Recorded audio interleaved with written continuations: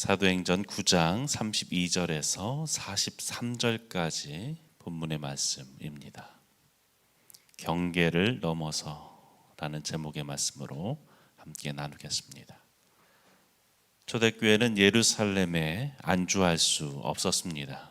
핍박을 통해 복음은 유대와 사마리아까지 흩어졌고 핍박자 사울마저 이방인의 사도로 부름받는 극적인 사건이 일어났습니다. 그리고 오늘 본문은 다시 베드로에게 초점을 맞춥니다. 복음이 이방 세계로 나아가려는 이 결정적인 순간에 수제자 베드로는 복음의 확장을 위해 여러 경계들을 넘어서고 있습니다. 오늘 본문은 복음의 확장을 위해 어떤 경계를 넘어서야 하는지, 그리고 오늘 우리가 어떤 경계를 넘어서야만 이 복음을 확장시킬 수 있는지를 우리에게 말씀합니다. 첫째로 복음은 지역의 경계를 넘어섭니다. 32절에 그때의 베드로가 사방으로 두루 다니다가 룻다에 사는 성도들에게도 내려갔더니 라고 시작합니다. 베드로는 예루살렘이라는 중심지에만 머물러 있지 않았습니다. 교회의 최고 지도자였던 그가 안락한 중심부를 떠나서 변방으로 나아갔습니다. 이름 없는 성도들이 있는 곳으로 그가 직접 찾아간 것이죠. 이것은 안주하려는 그 관성의 경계를 넘어선 것입니다.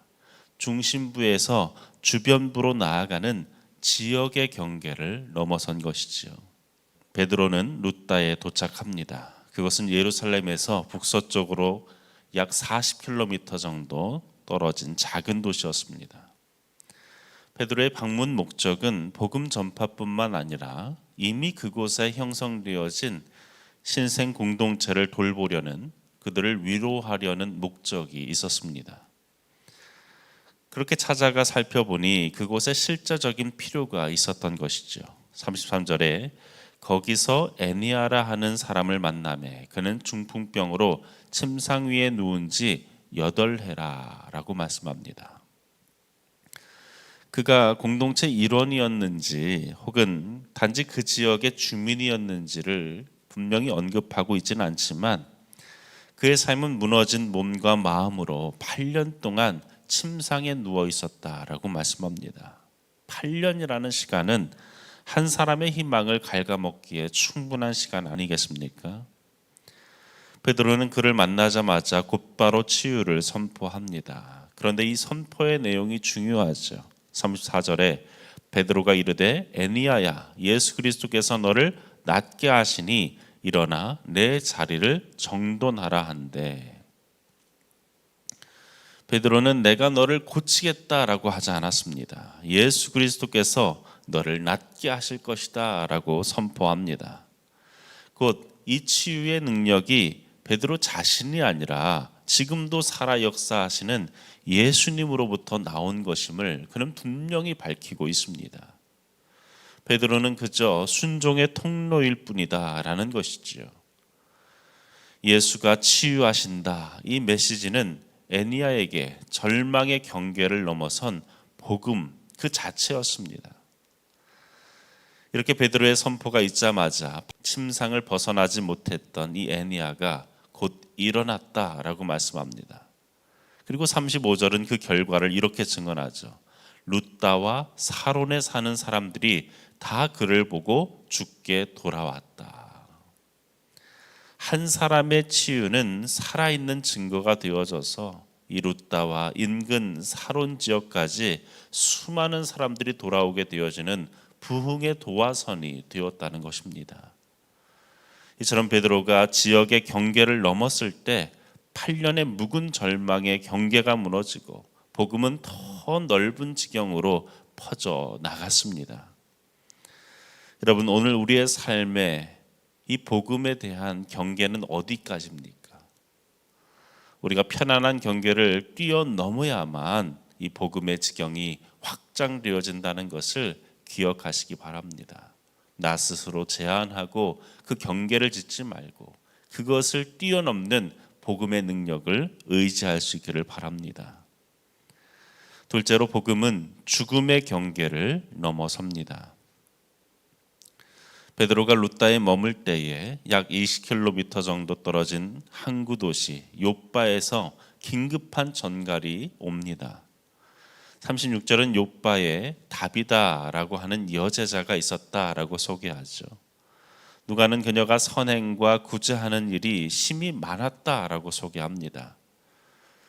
그녀는 사도가 아니었지만 삶으로 복음을 실천한 신실한 여제자였습니다.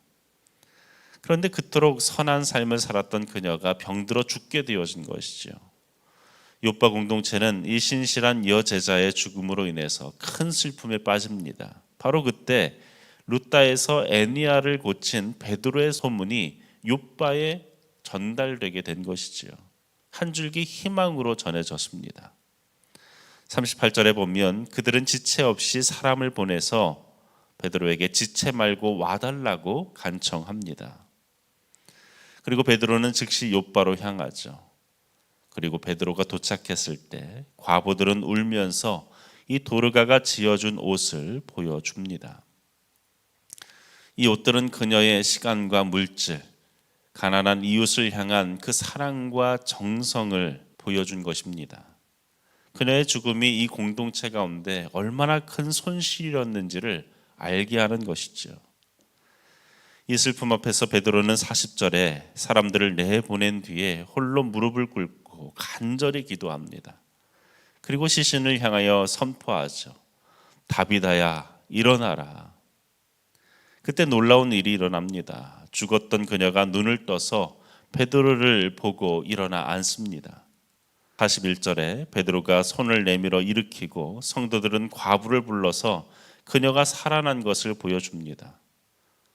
슬픔의 자리가 충격과 환희의 장소로 바뀌어졌습니다. 이 장면은 예수님이 나인성 과부의 아들과 회당장 야이로의 딸을 살리신 그 사건을 우리로 떠올리게 합니다. 본문에서 누가는 의도적인 표현을 쓰고 있습니다. 우리말에서는 잘 알 수 없지만 헬라어를 보면 예수님이 소녀야 일어나라 라고 하실 때 탈리다쿰이라고 하셨죠. 그와 마찬가지로 베드로는 언어적 유희처럼 이렇게 말하죠. 타비다쿰 이렇게 얘기합니다. 다비다야 일어나라. 베드로의 사역이 예수님의 사역으로 이어진 것을 보여주고 있는 것입니다. 예수님께서 시작하신 그 죽음을 이긴 생명의 승리를 이제 베드로를 통해 욥바에서도 이어져 가고 있음을 보여주고 있습니다. 그리고 마침내 42절에 온 욥바 사람이 알고 많은 사람이 주를 믿더라 라고 말씀하죠. 여러분, 복음은 죽음마저 넘어서는 생명의 능력입니다. 우리의 삶에도 깊은 절망이 있습니다. 손댈 수 없는 아픔과 또 회복되지 않는 상처, 또 죽어버린 것 같은 관계들, 무너진 자리가 있습니다. 그러나 오늘 말씀은 분명히 우리에게 증언합니다. 예수님이 계신 곳에는 죽음의 경계가 더 이상 힘을 발휘하지 못합니다. 그분의 생명은 가장 어두운 곳에서도 다시금 빛을 일으키십니다. 마지막으로 복음은 정결의 경계를 넘어섭니다. 어쩌면 앞에 두 기적보다 더 중요하고도 상징적인 이 경계의 넘어섬의 사건이라 말할 수 있습니다. 43절에 베드로가 욥바에 여러 날 있어 시몬이라 하는 무두장이의 집에 머무니라. 베드로는 다비다를 살린 후에 욥바에 여러 날을 머뭅니다. 그런데 그가 머문 곳이 어디입니까? 다비다의 집이 아니라 시몬이라고 하는 무두장이의 집이었다라고 말씀합니다. 공교롭게도 베드로가 머문 그곳에 그 집의 주인의 이름이 시몬이었다라는 거죠.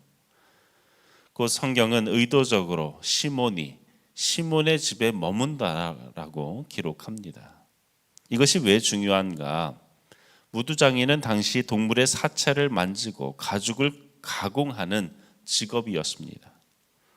유대 율법에 따르면 사체를 만지는 것은 아주 부정한 일이었습니다. 이 직업은 유대 사회에서 아주 멸시당하고 천대받는 일이었죠. 그런데 예루살렘 교회의 수장이자 정통 유대인인 이 시몬 베드로가 욥바에서 가장 부정하다라고 여길 법한 이 시몬의 집에서, 무두장이 시몬의 집에 들어가서 유숙하게 되어졌다라는 것이죠. 그것도 여러 날을 그곳에서 머물게 되어집니다. 이것은 베드로가 성령의 인도하심 속에서 유대교의 엄격한 정결법의 경계를 넘어서고 있음을 보여줍니다. 루다에서 욥바로 이어진 이 베드로의 여정이 유대인과 이방인이 섞여 사는 지역으로 그를 이끌고 마침내 복음은 그로 하여금 정하다, 부정하다라고 나누는 그 율법의 장벽을 넘어서게 하신 것입니다. 시몬이 시몬의 집에 머문 이 상징적인 사건은 사도행전의 가장 큰 분수령이 되어지는 다음 장 10장 이방인 백부장 고넬료의 구원 사건으로 연결되어집니다. 이 사건이 없었다면, 시몬의 집에 유숙하는 이 일이 없었다면 고넬료의 사건이 이루어질 수 없었다는 것이죠. 복음은 베드로로 하여금 직업과 신분, 율법적 정결의 경계를 넘어서 그를 한 형제와 가족으로 받아들이게 했습니다.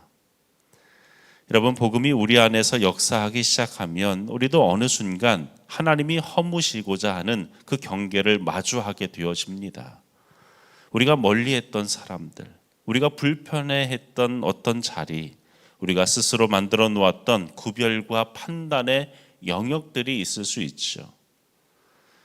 그 모든 경계가 복음 앞에서 조금씩 무너지기 시작합니다. 여러분, 복음은 정결의 경계를 넘어서 사람을 향한 하나님의 마음으로 우리를 이끄십니다. 그 마음 앞에서 우리는 누구든 환대할 수 있어야 되고, 누구든 받아들일 수 있어야 되고, 누구든 품을 수 있어야 합니다.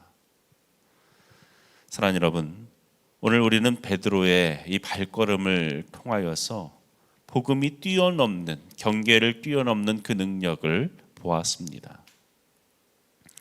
그러나 이것이 끝이 아니었죠. 베드로가 뛰어넘어야 될 경계는 아직 더 남아 있었습니다.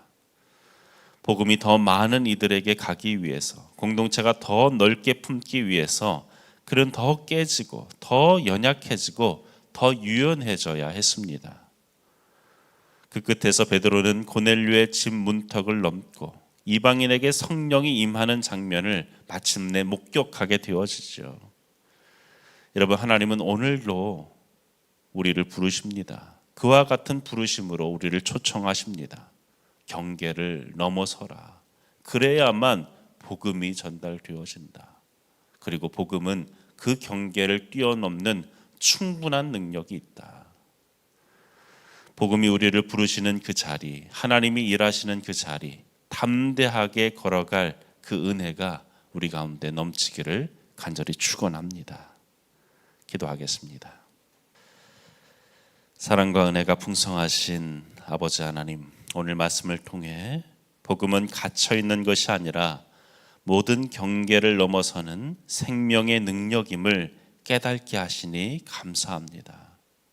베드로가 예루살렘의 경계를 넘어 루다로, 질병과 죽음의 경계를 넘어 생명으로, 그리고 무두장의 시몬의 집으로 들어가 정결의 경계를 넘어섰던 것처럼 우리 또한 안주하려는 익숙함의 경계를 넘게 하여 주옵소서. 우리가 만들어 놓은 편견의 장벽, 미움의 담, 무관심의 경계선을 복음의 능력으로 무너뜨리게 하여 주옵소서. 그리하여 우리가 만나는 모든 이들에게 죽음을 이기고 승리하신 예수 그리스도의 생명을 나누고 환대하는 경계를 넘어서는 주의 제자로 살아가게 하여 주옵소서. 감사하고 예수님의 이름으로 기도합니다.